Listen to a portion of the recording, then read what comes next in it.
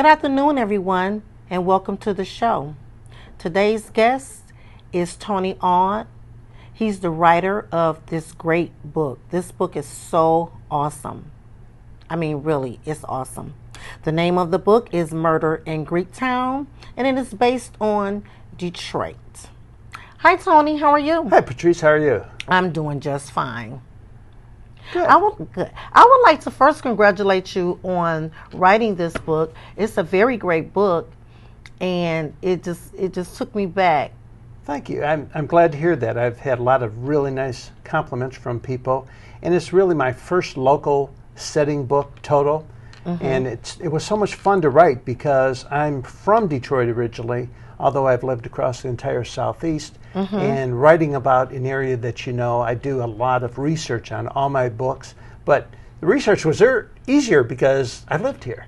So it was a lot of fun to do. I know, and I really enjoyed the book because I lived there for 4 decades of my life. So I've lived there as well, and I really enjoyed the book. How did you come up with the title? Well, the title was originally going to be Murder in Detroit, but that didn't seem to be specific enough. And I wanted to use a setting that I thought was easily identifiable by anybody that lives in this area. And Greektown has been there forever. As a kid, I remember going down to Greektown, and I was a kid a long time ago. But the nice thing is, by using Murder in Greektown, everybody says at a book signing, "Is that our Greektown?" And it is. And of course, I use downtown Detroit, the skyline of Detroit on the cover. And it's actually a picture that was taken from Belle Isle that we did some adaptation to get it to look like it does. And it's really a book that has a lot of heart and soul in it because as an ex-teacher, it evolves and starts with a problem that happens in a school. And from there, you try to figure out, what does all this have to do with a murder in Greektown? Exactly. So to my understanding, you were a school teacher for Detroit Public Schools. How long were you a school teacher? I retired a couple years ago, and I taught school at Flagship Charter Academy on the west side, off of Wyoming. And it was an extremely enjoyable experience. It was so fulfilling.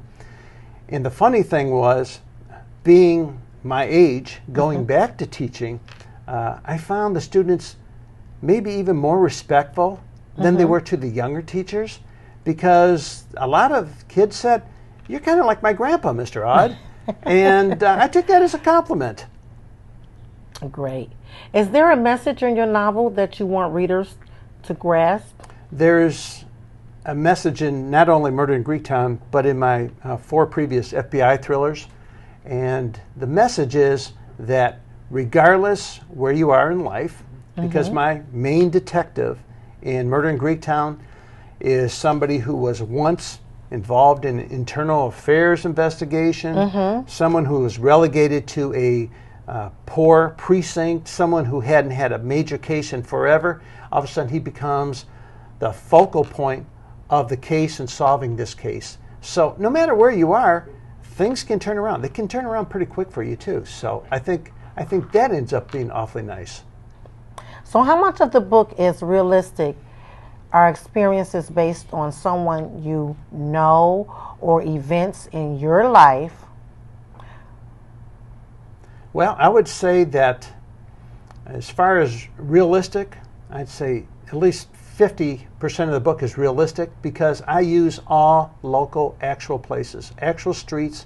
I talk about areas of Detroit. I talk about Indian Village. I talk about Jefferson. Yes, you do. I agree. I talk about Jefferson. I talk about locations of precincts. I talk about Wayne State. I talk about, my detective has got to go look for a potential suspect down at Wayne State, and he actually parks down on Cass Avenue near Warren, so people can identify with all these locations. And being a former teacher who also taught history, I also have a little history lesson in the book. And the history lesson happens to be with Indian Village, because a lot of people, especially people that live out in the suburbs, maybe have never even heard of Indian Village, and it is such a phenomenal area Oh, and it's of still Detroit. beautiful. Oh, it's gorgeous. It's gorgeous. It's still beautiful. Now, is that where the historical homes are? Yes. Okay. Yeah, it's 4 streets, Iroquois, Seminole, being 2 of the main streets. They've got the art and the crafts down there with the clay pottery. It is just a beautiful area, right off of Jefferson, not far from Belle Isle. And I give a history. I give a history lesson of the minimum of 2 paragraphs in every book I've written. In one of my books, The Blame Game, I actually give a history of the presidential desk and the fact that the desk after Kennedy was shot was relegated to the basement because Lady Bird Johnson didn't want Kennedy's desk in her husband's office. So she put it down in the basement, and Jimmy Carter went and got it back out. And it's been in the president's office, in the Oval Office, ever since. And it's really a great story, and people go, I didn't know that. So, and I try to keep a lot of things real. I actually use a former student of mine in Murder in Greektown. Really? I do, and I called him and his mom and talked to them, and his name is Harrison McCutcheon, and Harrison is just a great kid. And I met him as a 6th grader, and I had him in the 6th grade, and then as the charter school progressed, it added a grade every year. So I was lucky. They said, Mr. Aued, would you mind teaching the 7th grade next year? I said, sure, not a problem. I had the same kids. Mr. Aued, would you mind teaching the 8th grade next year? Not a problem. So not only did I know these kids, I knew their families, I knew their siblings. I had so much fun. I went out to dinner with their families, with their parents, and just had the best time. So it ended up being like, for some of these kids who, a lot of them just came to a recent book signing I had, I mean, I was thrilled. I told a friend of mine, the thrill of the day. I sold out of every book I had. Wow. I said, you know what? Fantastic. My thrill was 2 of my former students came to see me. They said, but you sold every book. I said, nah. I saw 2 of my former students who now are going to be seniors this year at Henry Ford Academy. Wow, fantastic. So it's nice to know that you've made some impression and maybe changed somebody's life a little bit. Exactly, because that's what it's all about. I feel that is every human's being purpose is to make a difference in the world. For the good. Absolutely. Good. Because, you know, we could use mentors at schools. If people would just think, a lot of retirees, I'm a retiree, I'm an old guy, I'm 68 years old, but, you know, why sit around and watch daytime television? Volunteer to read. Volunteer to read in your local school.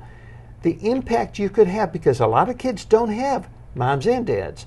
A lot of kids don't have grandparents. And all of a sudden, you reading, you become that student's grandfather or whatever. Come in once a week for an hour. Volunteer to read. It's my next door neighbor, Manny, who's 86 years old, volunteers to read in the kindergarten down the street from us. And it's just great. It's good for him, and it's good for the kids. Really is. Good. Now I find it so ironic you mentioned 2 streets that I was raised on. Okay. I was raised on Harding and Jefferson. Okay. I lived on Harding and Jefferson. I lived on Meadowbrook off of Jefferson. Do you remember Meadowbrook? I do. And I lived on Seminole Street off of Gratiot at the other opposite end. Okay. So, yes, I do. I remember. And I had so many insights. I had so many light bulb moments as I was reading the books. And, I just went back in time. And it was really great. Good. It was really great. I grew up in Detroit. I grew up on the Lower East Side. I grew up on Lenox and Jefferson. I had a paper route. I delivered papers into the old Lenox Hotel that still stands, but it's all gutted. I used to take the bus to Belle Isle with my friends.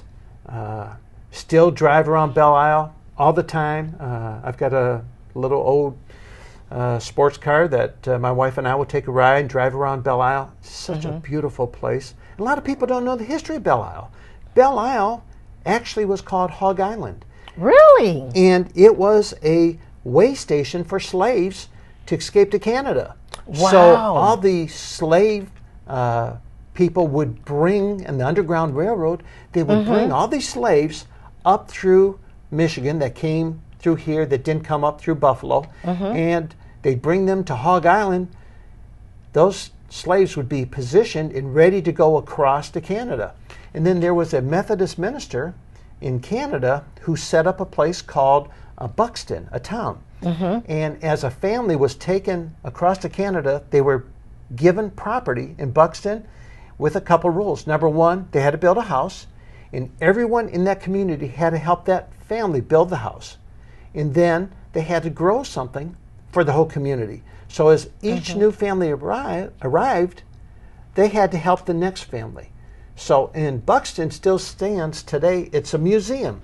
So if you ever cross Ambassador Bridge and then go a little bit west, you can go to Buxton. There's 2 museums there, and they've got a couple of the old houses, but they've got all the pictures and things like that. It just really is phenomenal. It really is phenomenal. Incredible. What books have most influenced your life most?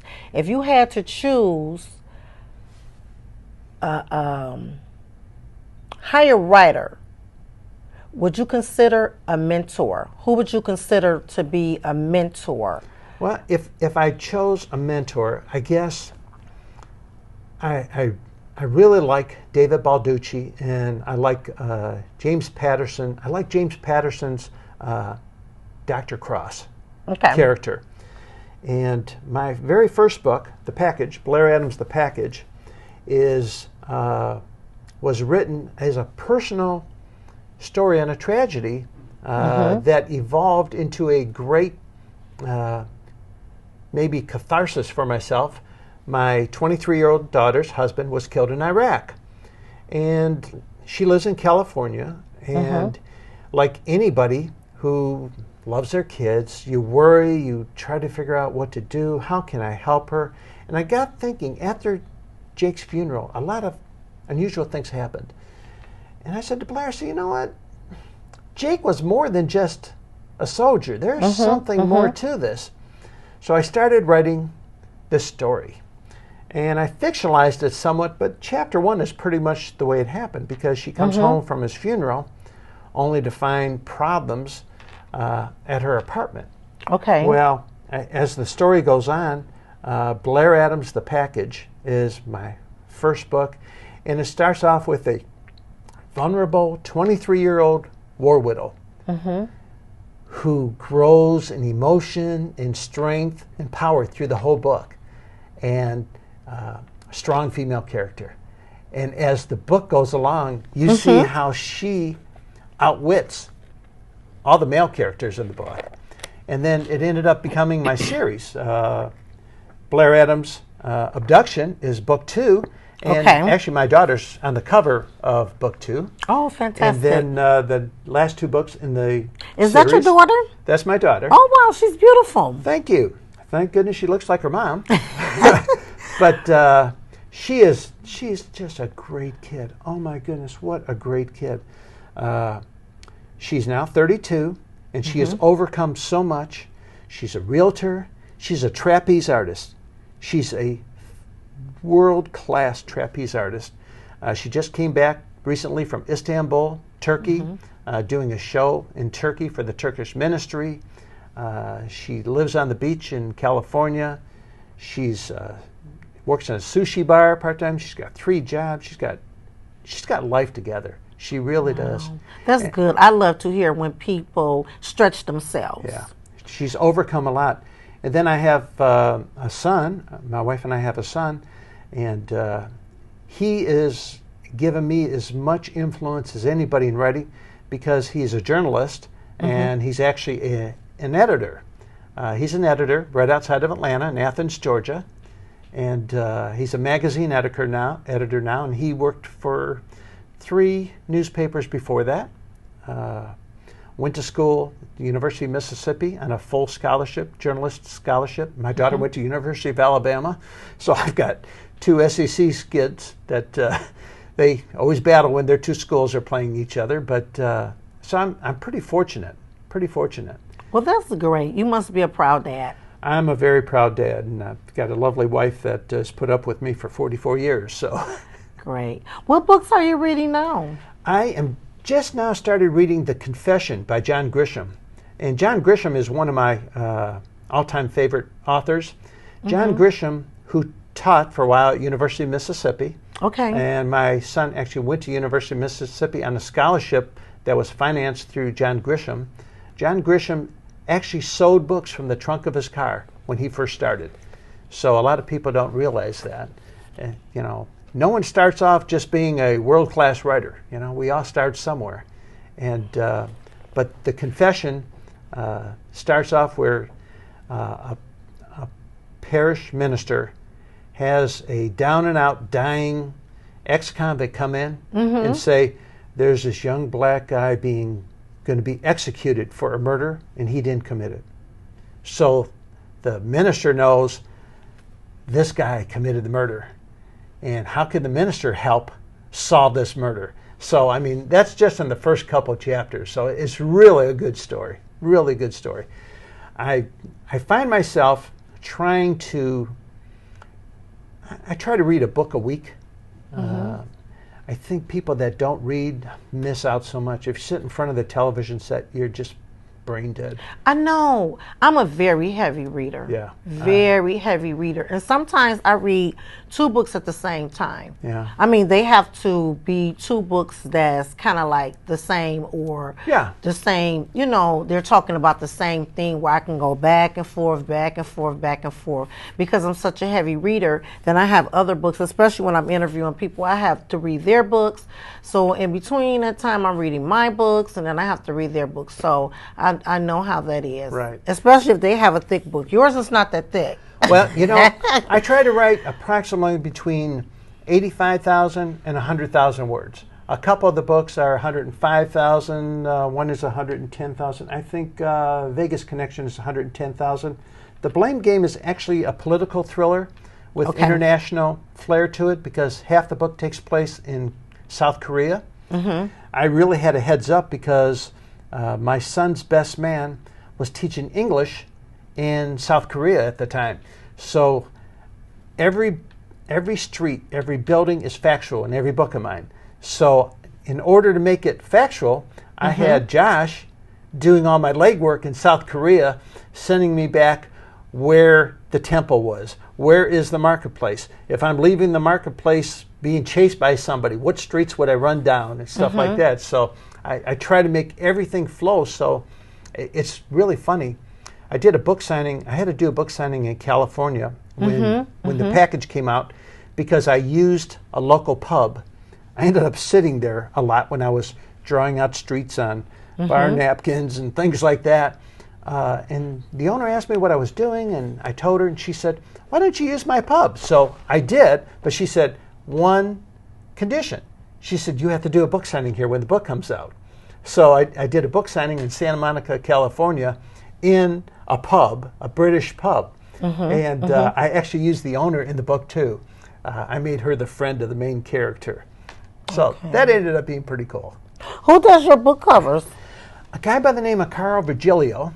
And Carl is a graphic designer. And he is phenomenal. Now, Carl, along with myself, and about 20 other active members, all belong to the Shelby Writers Group. The Shelby Writers Group meets here in the library every Thursday from 6:30 to 8 at night. And Carl retired from General Motors as a graphic designer. And he's put all those skills and training to work to create a lot of the covers. Now, the Oval Office was fairly easy because I actually had a picture of the Oval Office that he readapted. That's incredible. I love that picture. He redid the Vegas sign with the strip and did a great job. Now, the only cover he didn't do was the abduction, and because I used my daughter, who at the time living in California, her friend does Hollywood posters. Okay. So my daughter and her friend did the cover for that book because I couldn't ask her to fly here, so Carl could do the cover. So, but Carl has readapted some of the lettering on it for me. So he finished it off and got it all colored correctly. So Very nice work. Very nice work. thank you. He's a really talented guy, and he does a lot of work. And you can meet him at the Shelby Writers Group. Okay. Are there any new authors that have grasped your interests? You know, we have a guy in our group. His name is Bud Mann. Bud is 88 years old. Bud wrote his first book last year. Fantastic. And he joined our group wanting to write a memoir for his grandkids and great-grandkids. Mm-hmm. And the thought was only to be able to jot down a memoir. And it takes place in 1837 in Michigan, going toward Grand Rapids in Iona County. And Bud lays out how his family actually left New York by boat, then by wagon train, through Oakland County, moving west, and went out to Iona County and built their settlement. Of course, he fictionalized it, but we kept saying, Bud, this is a book. This is a novel. This is not just a leaflet to hand your kids. And it is really, really cool. I mean, it is so cool. And Bud's books are shorter than mine, and but he's does some book signings. Okay. And he also belongs to our writers group. Great. Okay, I'm going to go into the book in chapter 3 on page 26 where you write, and this chapter was, oh my God, it was the most, this one really touched home for me. You write, the Detroit Police Department had received a lot of negative press for their slow response to calls for help in many of the neighborhoods. Because this 911 call involved problems at a school and was in the area that had once been a problem, they wanted to be quick to get officers on the scene. The city continued getting its share of bad news. Public schools attendance was at an all-time low, and city government had been taken over by the governor's new emergency manager. Detroit was a city that once boasted a population of over 1.5 million people. That's a lot. Yes. But now it fell to a mere 700,000 in the latest polls, and blight in the neighborhoods was growing at an alarming rate. There were boarded up houses, and scrappers were stripping the city of copper and metal.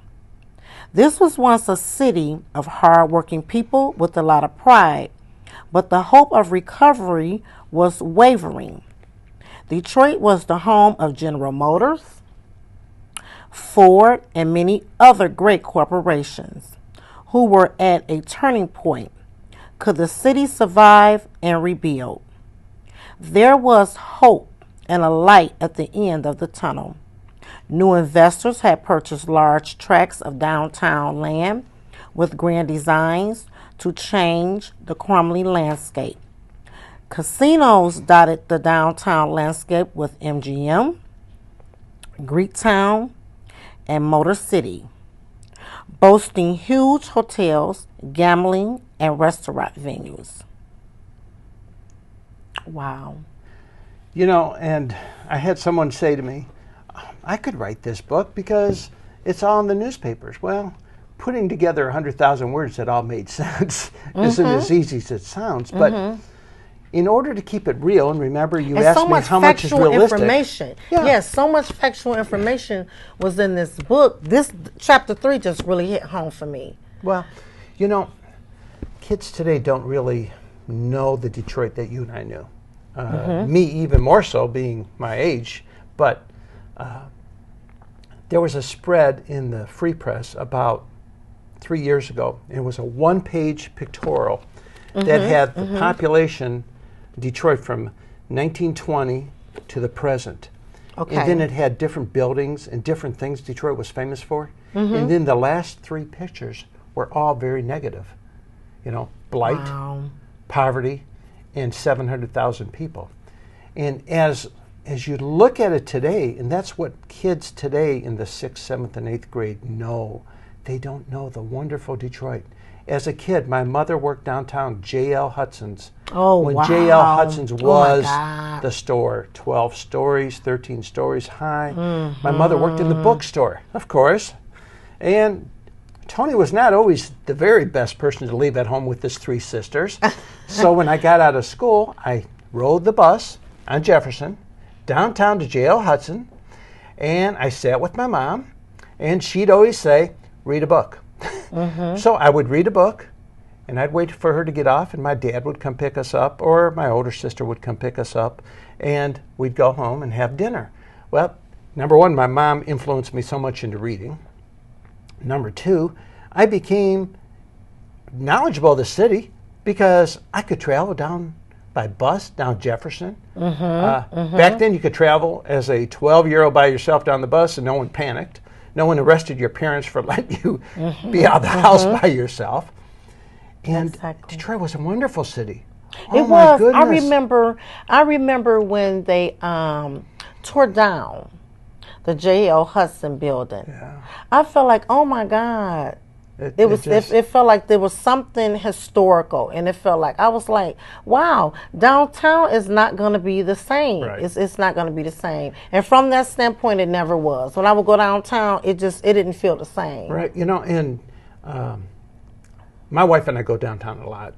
Some of our neighbors look at us like we've lost our mind, but great restaurants. Oh my God. If I could pick out one place to eat, I have a hard time. I love the Pegasus down in Greektown. I love the Pegasus restaurant. It is just great Greek fare. The food is just wonderful. So we'll go down there and then walk around. I've walked from Greektown to Tiger Stadium. I've walked to Ford Field. I've taken the People Mover all around the city. Wow, great. I had friends of mine that when I worked for a corporation, I lived all over the country. I've lived in Atlanta, Birmingham, Alabama, St. Louis, Cincinnati, and friends of mine from Birmingham, Alabama had never been north of Tennessee. And they came up to visit us. We picked them up at the airport. We stopped downtown, parked in the Greektown casino parking lot, went into the casino, got on the People Mover, took the People Mover around. They were just like in awe. What a fabulous place. Everything we heard was like scary and bad and all that. This is great. Then we ate at the Pegasus, got in the car, drove down Jefferson, drove around Belle Isle. They said, this is an island right by the city? Yeah. Drove out by the points. We drove along Lakeshore Drive, and they were just amazed. Beautiful. Too many of us want to drive down the streets with the boarded houses. And think that's what our city is. That isn't what our city is. Our city is better than that. And I know we live in the suburbs, but we're still Detroiters. Because wherever Detroit goes, we're going to go with it. I mean, Oakland County and Macomb County aren't going to be great on their own if we don't have a nucleus. And that's why I was so glad when we all contributed to the DIA. So glad that every library proposal that was on the ballot passed. Every library in every community proposal passed. I mean, we've got great libraries. The Macomb Clinton Library, phenomenal. On Romeo Plank, phenomenal. Yes, it is. I love it. It's so huge. It's huge. I'm doing a book signing there this weekend, Saturday and Sunday. They have what time? Yeah, Festival of Senses. It's from 10 to 5 both days, and they'll probably have about 120 different artisans and vendors out there, plus food, plus music, and the library puts up a big booth of buy a bag of books for $5. Wow, that's great. But the Festival of Senses, I'm doing it with a couple other people from my writers group. I belong to the Shelby Writers Group, and we meet here at the Shelby Library every Thursday. And the writers group is very influential, and we've got a real nice children's writer. We've got a poet. We've got a guy that writes police stories, and we've got Bud I was telling you about, who's got his Michigan historical book from 1837. So we've got a nice variety, and there's a couple other Michigan authors that will be there around. So if you're really looking for something to do this weekend, Saturday's supposed to be beautiful. Come on out to the Romeo Plankin Canal. That's going to be great. Then I'll try to make it. I'll be barbecuing this Saturday. Well, I'll probably be eating barbecue because they always have a barbecue place out there. Okay, I'll be barbecuing. See, it's funny. You said you'll be barbecuing. Yes, I will. Me and my sisters. We lived many years in Kentucky, Alabama, and Georgia. And I got to learn, 35 years living in the South, that barbecue means you take pulled pork and sauces and you make barbecue. And then I came back to Michigan after not living here for that long, and people invite you over for a barbecue, and then they had hot dogs and hamburgers. I go, where's the barbecue? Yes. What are your current projects? Name one entity that you feel supported you outside of, like your family members or the writers group that you say that you belong to here in Shelby Township. The Shelby Writers Group is a great source of support. I had just finished my first book, The Package, when I joined the Writers Group, and there was a nice article in the newspaper about it, and I thought, I know where that library is. I was living off a Jewel, and I said, I know where that is, so maybe I should go down there and see what it's all about. And I really found there was a guy that was producing a Saturday morning cartoon show, and I thought, these are professionals that are all here meeting, and we help each other. So you bring in a chapter that you're working on, and you say, can I read this chapter? So like maybe 8 of the 20 people there want to read something. And they critique it. And it's not like this, oh, gee, that's really nice. They'll say, on page 2, you had your character in this conversation, but you went out of your character's head, and it would sound better if why don't you write it this way? Oh, thanks. So then you kind of make a note in the margin and all that. So as you're doing that, you find people that are helping you, not just critically looking at your work, but they're helping you. And then we help people. You want to self-publish your book? We'll find a site for you. We'll show you how to do it for free. You don't know how to use a computer? Come on over to the library. We'll get on a computer. We'll show you how to do it. We'll put it on the computer for you. Carl does covers for a nominal amount. He'll make a cover for you. I use professional editors. I've got 2 professional editors. One young lady who works for Amazon has edited my books, and I've got a legal secretary who does the editing. And when I was teaching one book, the next book took like 3 years later, because you're grading 90 papers a week and reading other theses, because I taught writing too. And then after I retired, 2012, this came out, Vegas Connection. 2013, Blame Game came out. 2014, Murder in Greektown came out. And I'm currently working on Greektown Conspiracy. And Greektown Conspiracy is almost done. It'll go to my editor probably next month. She'll have it for maybe 3 months. Okay. Now, do you see writing as a career? Absolutely. Absolutely. Absolutely. I have sold quite a few books. I have, this is my 3rd career because I was a teacher. Then I had a corporate career with General Motors. Then I went back to teaching. So that was 2 careers. And now I've got a writing career. And when you write one book, that's good. I've written 5 books, and I'm on book number 6. I agree. 4 books is a series. If you like to read a series, and if you like strong female characters, this is done so well. And what I'm finding is people that do like those type of books, they'll come up to me at a book signing and say, I want the whole series.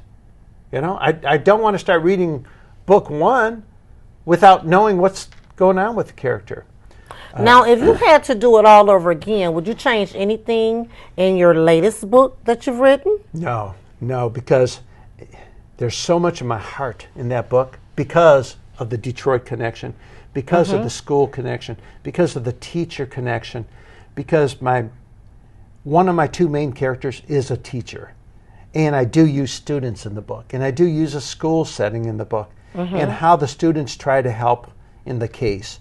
And what is the relationship between teachers and students, as well as A Murder in Greektown, which ends up being the backstory. But the current book I'm working on, Greek Town Conspiracy, is a follow-up using the same main character. I find series do well, they sell well, and I love reading a series. I talked about earlier in our interview James Patterson with Alex Cross. Every time Alex Cross' new book came out, I had to have it. I mean, I'm a groupie almost, stand there to buy his book. Do you recall how your interest in writing originated? I would say, as a teacher, I always brought thought starters into my rooms for kids to write because people always say, I don't know what to write about. Mr. I don't know what to write about. My daughter-in-law, Merritt, she works for the University of Georgia. Just recently, she gave me a card set of thought starters, and my daughter sent me a book of thought starters, like 825 things to write about. And those are all thought starters. And then I came up with this little thing that I did on Monday mornings. I took a big coffee can, and I cut out words, all kinds of different words, threw them all in the coffee can. And every Monday morning, I'd have a student in my homeroom pick out 2 words, and we'd put it at the top of the board. Say, okay, you have to write a minimum of a 2-page story using both of those words. And you can't overuse those words. The words may not even be related. But you know what? It gave them something to think about. Okay, I got to use the word jailbreak in Pepsi Cola. How am I going to use jailbreak in Pepsi Cola? Then all of a sudden, I'd find these 8th graders coming up with unique stories. I had this one 8th grader, Diamond Sherrill. And Diamond wrote a story about being in an orphanage as a 10-year-old and watching every one of her friends become adopted. Wow. So she'd sit in her room and she'd become more sullen because her friend that she'd been playing with for 3 weeks, all of a sudden a family came, wanted to meet that girl, and she'd look out her window and see the mom putting an arm around the little girl and the girl getting in the back seat of the car and all that, always wanting to be that child. And it was so moving. I'd always ask for volunteers to read, and I'd say, Diamond, would you read your story? I said, because I have to tell you, I cried when I was home. I cried when I read your story. So she said, okay. Well, she read it. I looked around the room. I had 8th graders trying, didn't want anybody to see them crying. They kind of had their sleeve up against their face and turning away and all that. So I said to her afterwards, I said, is this a true story? She said, oh, no. She said, my mom and 3 sisters and, you met my mom, Mr. Aued. I said, yeah, but I didn't know if you were adopted or not adopted. I said, Diamond, you need to write as a career. This is phenomenal. I said, I cried reading this. I sent it in. Flagship Charter Academy, where I taught, is part of the National Heritage Academies. They've got 72 schools, probably more now. I sent it in, and she got a $500 savings bond, which was really incredible, kind of cool. You can give somebody a trophy or something like that, but here's a savings bond. And they said it was one of the best stories they had ever read from a student. And it was all fiction, but it was so well done.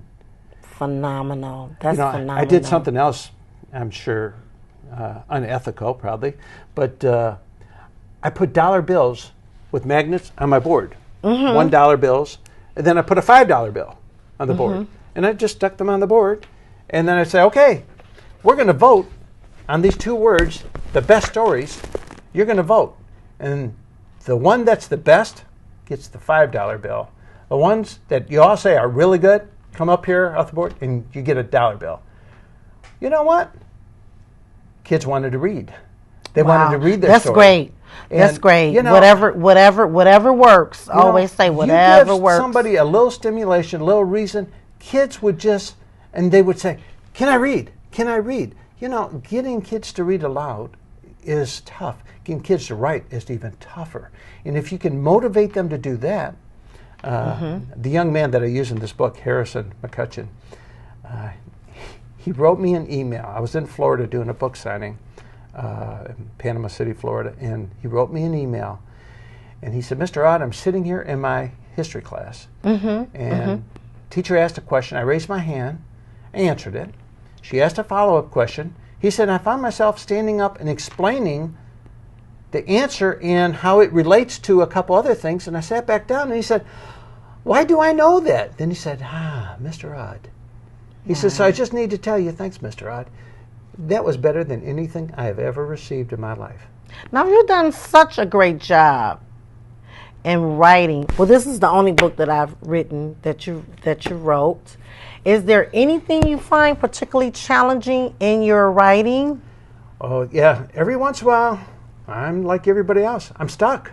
When I wrote The Blame Game, I was stuck. I had my characters at the Los Angeles airport, and I couldn't figure out how to get my bad guys out of the airport, knowing all the security measures that are there, and I'm trying to figure it out. And I sat with the writers group, bringing in proposed chapter after chapter after chapter. I must have wrote that chapter 30 times before it actually made sense. It's got to be real. You know, like you said, so many things in Murder in Greektown jumped out at you being real and Absolutely. actual. Absolutely. Every street in every book is real. If I'm talking about Windward Circle in Venice Beach, I sat in the middle of Windward Circle with a piece of paper. I drew the circle, and I drew every feeder street off of that circle. I wrote every name of every building that faced it. Hama Sushi Restaurant and the apartments. I wrote them all because I knew I was going to use them in a book, and I wanted someone to be able to say, yeah.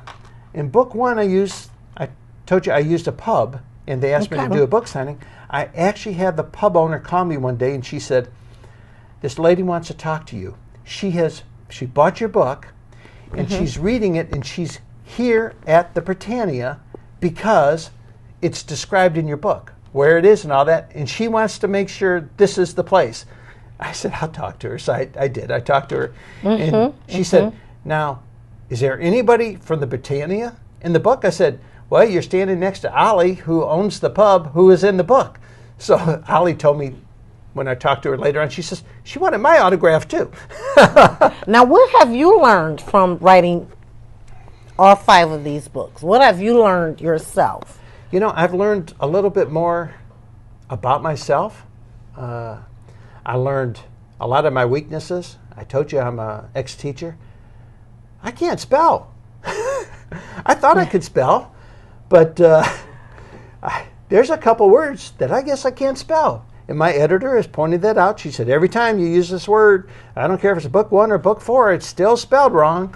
She says, you think you'd finally figure it out. And that's kind of cool. That's kind of cool that you can say, you know what? I can't really spell that good.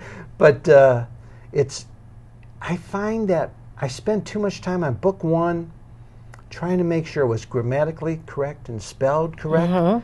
And then I was losing my storyline because I was worried so much about it being grammatically correct that my idea, my flow of ideas was being held back. So I learned that go ahead and write 4 chapters. If you're in the mood, go ahead, write 4 chapters. Tomorrow, go back, reread those 4 chapters and fix them. If you've got a sentence that makes no sense, try to figure out why. If you've missed a key on your computer and it's THT and you knew it was supposed to be that, fix it.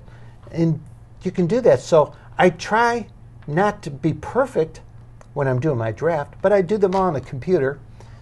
I wrote the first book longhand. That was tough because then I had to type it all. Yeah, you had to type it all. You wrote it.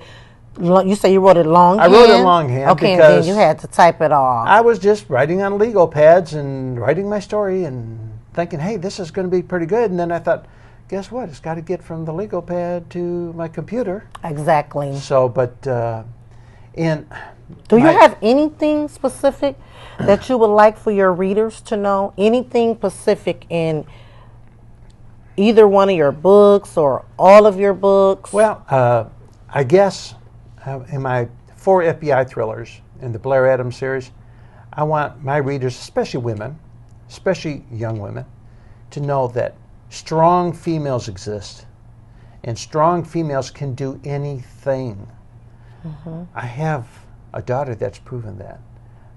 She has accomplished so much. I mean, her husband was killed in Iraq. She managed to get back on her feet at 23 years of age. She now is a realtor. She is a trapeze artist. She's done trapeze in Asia and in Europe. She is a strong female, and I modeled my character. She was my muse for these books. My muse in this book, Detective Don Fredrickson. You know what's kind of cool about Detective Don Fredrickson? He was a washed-up detective, a thrown-away human being, probably 50 years old, and then all of a sudden, he's smart.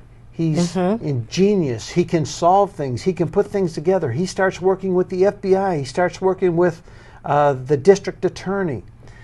I called Kim Worthy's office in Detroit. I said, I am doing a story with a district attorney. Can I come down and talk to someone? Kim Worthy, now she's still prosecutor? Yeah. Detroit? Yeah. Okay. Can I come down and talk to someone? Because I wanted to make sure it was factual. I didn't want to come up with something. People thought, that doesn't work. I'm currently writing Conspiracy in Greektown, or Greektown Conspiracy. I don't know how it's going to end up on the cover, but it's going to be either or. And I've got a hostage situation. I asked a Shelby Township hostage negotiator about how to write it. And I said, I need to know what would the normal police action be in trying to get a hostage out of a house who's got a daughter and a wife that are standing nearby. Okay. And because I wanted it to be factual, I didn't want a policeman or a fireman or a district attorney or an FBI person to pick up the book and say, it's not like this. Now, where can, if someone wanted to buy either 5 of these books, where can they be purchased at? Well, right down the street is a hidden gem in Shelby. It's called the Books Connection. The Books Connection is on Van Dyke, on the corner of Van Dyke and 24 Mile Road, half a mile up from here, on the east side, southeast corner. The Books Connection sells new and used books. Okay. And she has an entire section of Michigan authors. Whenever she calls me up and says, Tony, I've sold out of all your books. I've just got a dozen new ones. Would you come by and sign them for me? And I always sign the books for her. I figure if I can help her business. That's awesome. And I like to help independent businesses. I know there's Barnes & Noble, and you can go to Barnes & Noble and order the book. But the Book Connection, there's another place in Clawson, Leon and Lulu. The most eclectic store you have ever been in your life. It's on 14 Mile, west of Maine, and they've got Murder in Greektown, and I'm doing a book signing there October the 26th. Actually, October the 26th? Yeah, actually for the Detroit Free Press. The Free Press puts together the top Michigan authors, and all the proceeds, all the profit from all the sales goes to reading in schools. So as an ex-teacher, I certainly like to support that. I'm doing a couple other book signings. Henry Ford High School has got something they call the Santa Castle in December. I'm doing that. I'm doing De La Salle High School. Chippewa Valley's got a craft show that I'm doing in December. I'm probably doing something at Avid Books in Athens, Georgia. Wow. That's an independent bookstore. I've done a book signing in Florida. I've done one in California. So I've had fun. I've created a new career as a retiree. So just because you retire, whether you're 55 or 65, don't sit in front of the TV. Don't hang it up. Don't just walk the dog. I walk my dog every morning between 5:30 and 6. Take Baxter for a walk. We go for a walk around the neighborhood. All the neighbors know Baxter, and we walk around the neighborhood, come in, I get him his breakfast, get my cup of coffee, and I start writing. And I write usually for 2 hours a day every day. That's every good. day. And That's then good. some days I write through lunch, and some days my wife comes home from shopping at 3 and I'm still sitting in the same spot, and she says, have you moved? No. You need to get up and walk around. You're going to end up being crippled. But I love it when the TV's off and I could just be there with my books and my stories, and it's fun. And I read at the same time. And this was fun too. This was really fun. This was a great interview, and I'm proud of you, especially for this book, Murder in Greektown. It was really great. Good. And it was an honor to have read this book, as much as it was an honor to have come on my show. Well, I really appreciate it. Thank you very much. I really I have enjoyed it, and I do. And remember, for those interested, the Shelby Writers Group meets every Thursday, 6:30, here in the library, right in the hall. And we've got somebody that is a high school student, a college student, and an 88-year-old. So you're never too young and you're never too old. Right. Thank you so much, Mr. Aued. Thank you very much. It was such a pleasure to have spoken with you. Very nice meeting you. And good luck. Thank you. Good luck. I appreciate it. To all your endeavors. Thank you. Good luck.